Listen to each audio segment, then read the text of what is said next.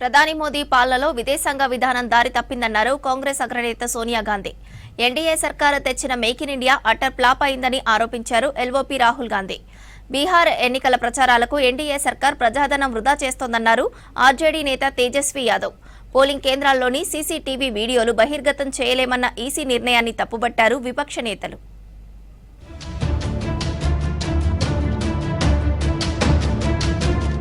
ప్రధాని మోదీ పాలనలో విదేశాంగ విధానం దారి తప్పిందన్నారు కాంగ్రెస్ అగ్రనేత సోనియా గాంధీ. ఇరాన్ ఇజ్రాయెల్ యుద్ధంపై భారత్ మౌనంగా ఉండటాన్ని తప్పుబట్టారు. మోదీ సర్కార్ మౌనం భారత్ దౌత్య వైఫల్యంలా కనిపిస్తోందని విమర్శించారు. ఇరాన్పై ఇజ్రాయెల్ చేస్తున్న దాడులు సరికాదన్నారు. గాజాలో జరిగిన విధ్వంసం ఇరాన్లో పునరావృతం కాకుండా భారత్ జోక్యం చేసుకోవాలన్నారు. ఈ మేరకు సోనియా గాంధీ రాసిన ఆర్టికల్ను ఎక్స్లో పోస్ట్ చేసింది కాంగ్రెస్.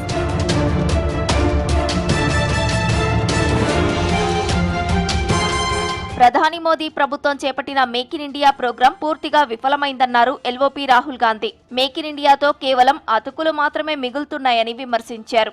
మనం వస్తువులను అసెంబ్లింగ్ మాత్రమే చేస్తున్నామని, తయారు చేయట్లేదని తెలిపారు.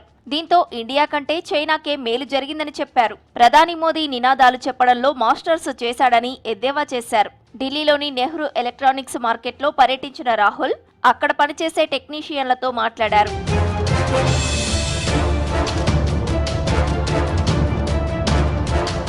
పోలింగ్ కేంద్రాల్లోని సీసీటీవీ వీడియోలు బహిర్గతం చేయలేమన్న ఈసీ నిర్ణయాన్ని తీవ్రంగా వ్యతిరేకించారు ఎల్ఓపీ రాహుల్ గాంధీ.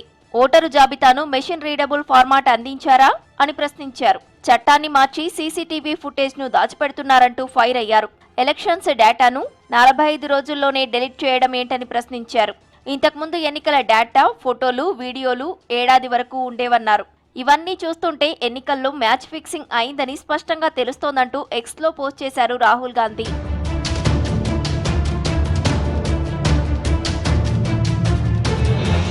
బీహార్లో అసెంబ్లీ ఎన్నికల ప్రచారాలకు ఎన్డీఏ సర్కార్ భారీగా ప్రజాధనం వృధా చేస్తోందని ఆరోపించారు ఆర్జేడీ నేత తేజస్వి యాదవ్. ఇప్పటికే ప్రధాని మోదీ ప్రచారాలకు 20,000 కోట్లు ఖర్చు చేశారన్నారు. కేంద్రంలో ఎన్డీఏ సర్కార్ ఏర్పాటైనప్పటి నుంచి ఇప్పటి వరకు బీహార్లో మోదీ దాదాపు 200 బహిరంగ సభల్లో పాల్గొన్నారని చెప్పారు. ఒక్కో సమావేశానికి సుమారు 100 కోట్లు ఖర్చు చేశారని చెప్పారు. సీఎం నితీష్ కుమార్ పరిస్థితి బీజేపీకి వరంగా మారిందన్నారు తేజస్వి యాదవ్.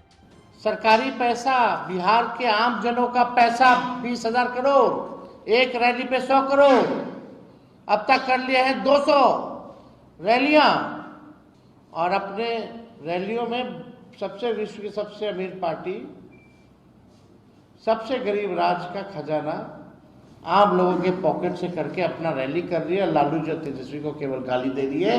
20 साल से यही लोग कर रहे हैं, 11 साल से प्रधानमंत्री कर रहे हैं. బీహార్ అసెంబ్లీ ఎన్నికలకు ముందు కీలక నిర్ణయం తీసుకున్నారు సీఎం నితీష్ కుమార్.